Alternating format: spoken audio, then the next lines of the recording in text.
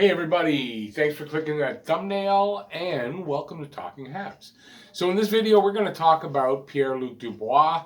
Pierre-Luc Dubois right now, there's a ton of rumors, trade rumors swirling around him because even though he just signed a new contract, it came out that he still isn't happy and he's not even denying the rumors, so we're going to get into all that. So before we do that, I'm going to ask if you're a Habs fan like I am and you want to see more Habs videos and content like that, live streams and all that, subscribe, ring that notifications bell. That's going to get you your daily fix of Bleu Blanc Rouge right here at Talking Habs. And please give a thumbs up if you like this video. Okay, so Pierre-Luc Dubois just yesterday, because I'm filming this on training camp opening day, and he signed on the 2nd, so this is the 3rd he signed on the 2nd, a 2-year, $10 million deal, so that's 5 years AAV, so that's the average. Obviously, that's an easy one to figure out. And it seemed like everything was okay, and then it came out after there was a reporter from The Athletic reporting that even though he just signed his new contract, the desire for a trade still remains. And then there's another interview apparently with him, I think today, and he was asked about it, and he just basically said that he doesn't want to be a distraction. He just wants to start to play and have a good season. Or something like that, but he didn't want to be a distraction. Didn't say, no, that's not true. I love it here in Columbus, and I want to stay here a long time, and blah, blah, blah. He didn't say that. That's kind of a denial. So that's something that just came out that I just found out about. So I'm kind of glad I took a little time to do this video. Yeah, so he's not denying the trade rumors. So he signs the 2-year deal. He is a 22-year-old, 6'3", 220-pound center, number 1 center. He shoots left. He was born here in Quebec, Saint Agathe, Quebec. So he's basically a local kid. So that's really why Montreal gets that first. Okay, Dubois, he's from Quebec. Montreal wants to trade for him. He was the 3rd overall pick in 2016, and he has played 3 seasons in the NHL, starting in 2017-18. So he wasted 0 time, I think, let's see, 2016. 16, 17. Yeah, so he didn't waste much time to get to the NHL. 20 in 82 games, 20 goals, 28 assists, 48 points. The next year, 82 games, 27 goals, 34 assists, 61 points. And then just this past season, in 70 games, 18 goals, 31 assists, 49 points. So, it's not a point-a-game guy yet, but he's only been in 3 seasons. And, yeah. So now, he is not going to be a UFA after this contract is done, and I saw this in at least one place that I guess just a little mistake that he'd be able to walk after this deal. He won't. He has 2 more years after the deal where he is an RFA, so that's kind of important. Now let's see. That's what I said. So he'll have that. Negotiations, apparently during the negotiations for this deal that they've made, something happened and he soured on Columbus, and hence he kind of signed a deal that is a very tradable contract. He's making less than 3 or 4 guys on the team, where he should probably right now have been making more than the top paid guy right now on Columbus. So it's kind of odd. So that's a trade. Like he signed this deal in the hopes that it was a tradable contract, that if anybody's interested in trading for him, they won't be thrown off by this deal because it's just 2 years. So there's not a lot of term, and even that doesn't really matter because you still have RFA status on him when it's done. It's only $5 million, so it's definitely under what he should probably be being paid right now. And it's just a short bridge contract. So it's a tradable contract, and you got to wonder, did he sign it because he's hoping that it's easy to trade and they will trade him?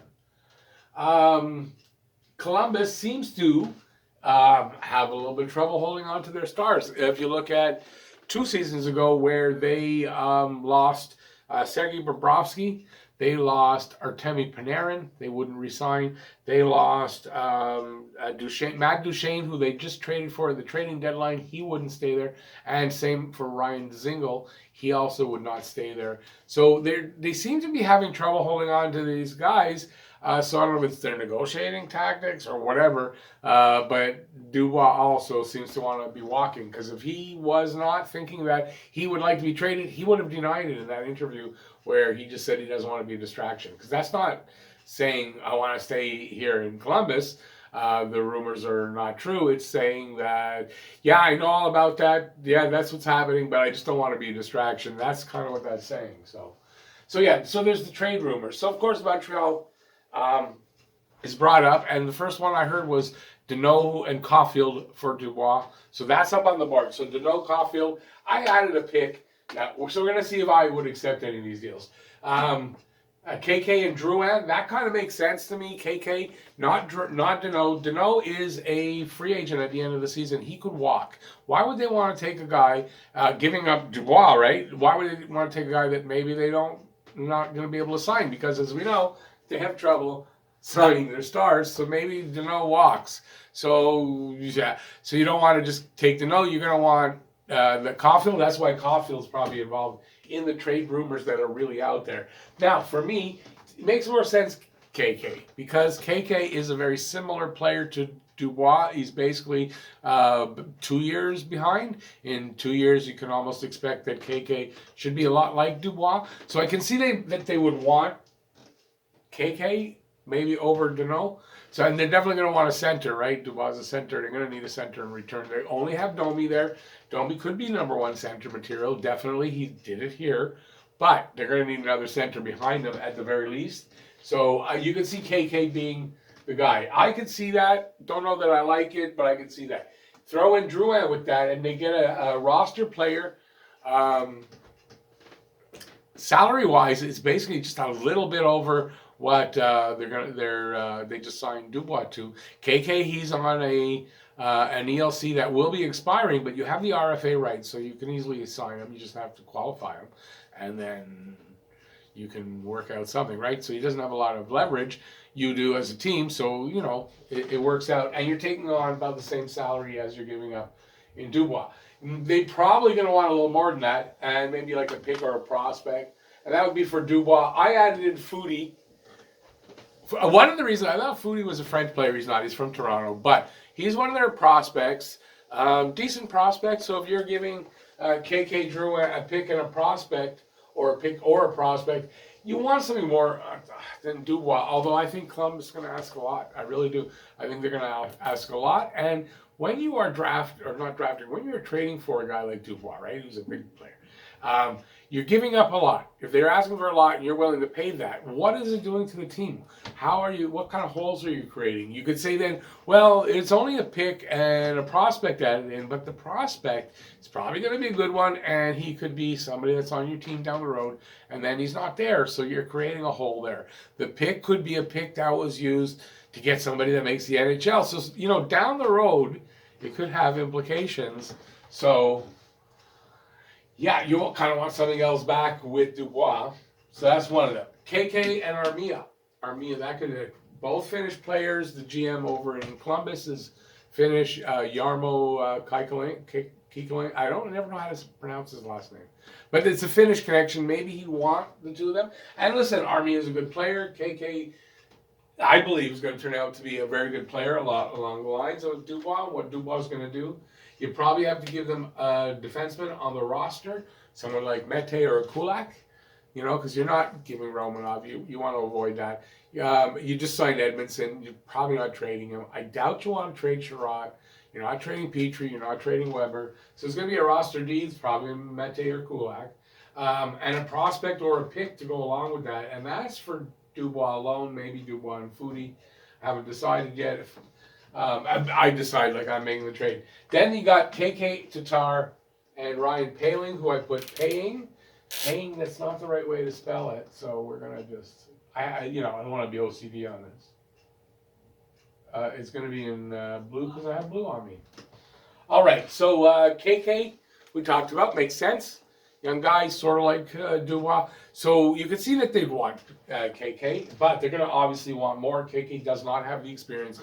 Maybe not even to step in as the second line center, definitely not as your first line center. So if you're trading a first line center taking in someone who's probably a third-line center, maybe a second-line center. You need more than that. Now, you can send them to Tatar. Tatar's on an expiring contract. Tatar could come in there to Columbus and actually replace a guy like Nyquist, who is out with a long-term injury, might miss the whole season. You're going to need somebody to replace those points. Tatar could easily do that, maybe even be a little bit better. So you could see they might want Tatar, but Tatar's on that expiring contract. So you got to sweeten the deal maybe. And I can see it being a Ryan Poehling because it's going to be a prospect. I went over the prospects. I don't know who else they might want. I think they would want Poehling. So that's probably who the ask is going to be. And then you're looking at and you probably take Foudy out of there because Tatar on the expiring contract. Poehling is just a prospect. He hasn't shown that he's going to make it yet exactly, right? So that's what I think the offers, the trades might look like. They could be differing. I looked over both rosters. I don't know where else there's a deal. I thought of maybe Mikko Koivu coming back this way, the fourth line center experience. That's the guy that instead of having Evans there, but he's on a no movement clause. So he'd have to waive it. Would he waive it? He might. So you might add a Koivu in there, and that might get done if he waives his no movement clause. So would I take any of these offers? I'll tell you the truth. I don't think Columbus, even though you're getting Caulfield, I don't think Columbus really wants Deneau, who could be leaving. So that's a big center that they won't have. They got to find a big center. We know what that's like to find a number one center. Not easy, maybe impossible. I don't think they do that. They would want KK, who has potential to be that, right? Deneau isn't a number one center. We kind of know that. Now, Caulfield's got that shot. He's a sniper. I could see them wanting him, definitely. But I don't know if they would take that. Maybe if you sweeten it, so a pick or another prospect, maybe they go for it. But I got to tell you, I don't think I go for that. I don't want to see any trades involving Caulfield. I want to see Caulfield here in Montreal. I think he's going to be a great player. He's got something we haven't had here, maybe ever. And I want to see him here before he goes away. So I want to see Caulfield stay. Some people would say that Caulfield probably won't stay here long. He's an American kid. He's going to want a lot of money. He's going to want to go to an American team. Probably stay here as long as he has to and then go. And I say, so what? We'll take that chance that he'll stay here long enough for us for him to fall in love with the city, and he'll want to stay longer. I believe that happens. So, I don't like that deal. I don't want that deal. KK Drouin, a pick and a prospect for Dubois. I would, you know what? I'm not unhappy to see maybe Drouin go. A pick and a prospect, that's fine. We have enough picks. Picks are okay to go, depending which prospect, as long as it's not Caulfield. There's a couple of them I don't like, but they're, send a couple of prospects even. I don't like the fact that KK is involved in any of these deals. So even KK Armia, roster defenseman, I don't mind if you just send Kulak or Mete in a deal. I'm fine with that. Picking a prospect here, I don't mind. I don't like the fact that KK is involved. I don't want to be, as a fan, regretful of in 2 years when KK does develop into maybe a Dubois and maybe a better Dubois. I don't know, or at least that same thing. And we had him here already, and we didn't have to get rid of other people in order to get the same guy just a little bit earlier. So, but now, just for a second to sidetrack, it could be a factor that it's the Price Weber thing. So maybe they want to do this, and they're willing to sacrifice a KK because they need to speed up this process and get a guy like Dubois so we can win right now. I understand that. But for me personally, honestly, because you got Primo behind Price, so I think we're okay in nets if it comes to that. And we got defensemen coming up. I think we're fine. So I don't want to take anything that has KK in it. So in saying that Deneau, I don't think they'll take Deneau. I don't think they would. I think they're going to want KK and Nick Suzuki. He is out of the question. You're not doing Nick Suzuki, not happening.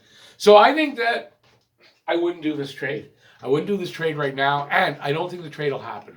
This is why I don't think it'll happen. First of all, if you trade for him, say just before the season starts or early into the season, and then he has to quarantine. who you traded to them. They don't have to, but he has to come here and quarantine 7 days. I think it's 7 days. So 7 days could mean 5 games, 4 games. So you lose a guy like that for 4 games. You lose the guy that you traded away for 4 games. I don't like that. So I don't think it'll happen. I don't think this trade happens during the season. I think at the very earliest this trade happens in the offseason this year. I don't see Montreal doing this. Maybe he gets traded, but I don't see Montreal wanting to do this during the season. And Marc Bergevin had a press conference today, and from what I heard from him, I don't think he wants to make these moves. I think he's happy, very happy with what he's got, and he's willing to go into the season with what he's put together, and he's done a really bang-up job. So I don't think this trade happens for Montreal. Maybe in the offseason because things are different and things are moving and they're kind of more fluid. I don't think this happens during the season involving Montreal. Dubois could get traded. I don't think it involves Montreal. So there you go. There's my idea, my thoughts on the possibility of this trade happening between Montreal and Columbus and whether he gets traded or not. I don't see it happening during the season. I think trading is going to be a lot harder to do, and it's going to be a different season that way. So give it a thumbs up if you like the video. If you are new to the channel or you haven't subscribed yet, please subscribe. Ring that notifications bell. That'll get you your daily fix of Bleu Blanc Rouge right here at Talking Habs. Thanks for watching, everybody. I really appreciate it. Camp's just open. We're going to get a lot more news from camp starting tomorrow, because today was the first day. You don't get a lot, usually the first day. We'll get a lot more news starting tomorrow, and I'll try to report anything that's big, and games are happening soon. So we'll be doing that, and hopefully I will see you there. Thanks, everybody. Peace out. See you next video. Bye, everybody.